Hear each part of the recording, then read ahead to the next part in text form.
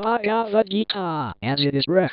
9.34 Mana Madhukto, Madhyajimam Namaskuru, Mame Vaisya, Siyukvevam, Atmanam Matparayanaha. Translation: engage your mind always in thinking of me, become my devotee, offer obeisances to me and worship me. Being completely absorbed in me, surely you will come to me.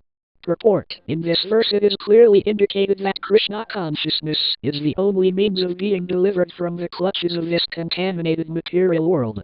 Sometimes unscrupulous commentators distort the meaning of what is clearly stated here, that all devotional service should be offered to the Supreme Personality of Godhead, Krishna. Unfortunately, unscrupulous commentators divert the mind of the reader to that which is not at all feasible. Such commentators do not know that there is no difference between Krishna's mind and Krishna. Krishna is not an ordinary human being, he is absolute truth. His body, his mind and he himself are one and absolute. It is stated in the Karma Purana, as it is quoted by Bhakti Siddhanta Sarasvati Goswami in his Anubhashya comments on Chaitanya Charitamrita, 5th chapter, Adi Leela, verses 41, 48. Deha Dehi Vivedoyam Neshvare Vidyate Gachit. This means that there is no difference in Krishna, the Supreme Lord, between himself and his body. But because the commentators do not know this science of Krishna, they hide Krishna and divide his personality from his mind or from his body. Although this is sheer ignorance of the science of Krishna, some men make profit out of misleading people. There are some who are demonic, they also think of Krishna, but enviously, just like King Kamsa, Krishna's uncle. He was also thinking of Krishna always, but he thought of Krishna as his enemy. He was always in anxiety, wondering when Krishna would come to kill him. That kind of thinking will not help us. One should be thinking of Krishna in devotional love. That is bhakti. One should cultivate the knowledge of Krishna continuously. What is that favorable cultivation? It is to learn from a bona fide teacher. Krishna is the Supreme Personality of Godhead, and we have several times explained that his body is not material, but is eternal, blissful knowledge. This kind of talk about Krishna will help one become a devotee. Understanding Krishna otherwise, from the wrong source, will prove fruitless.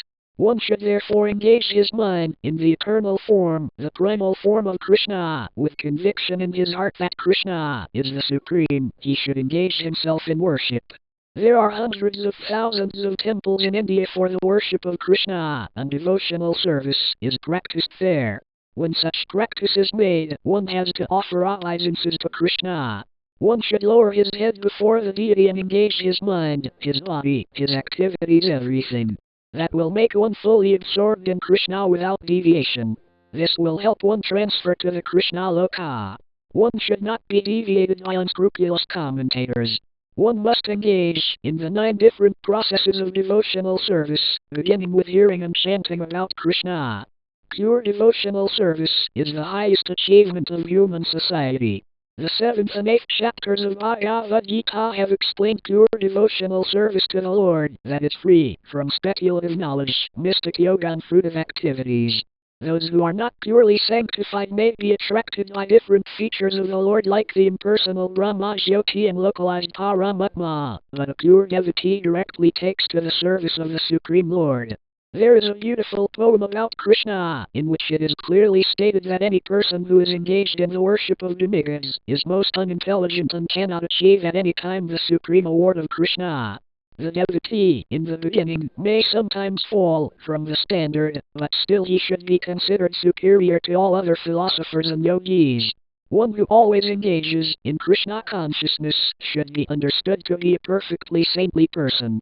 His accidental non-devotional activities will diminish, and he will soon be situated without any doubt in complete perfection. The pure devotee has no actual chance to fall down, because the Supreme Godhead personally takes care of his pure devotees. Therefore, the intelligent person should take directly to the process of Krishna consciousness and happily live in this material world. He will eventually receive the supreme award of Krishna.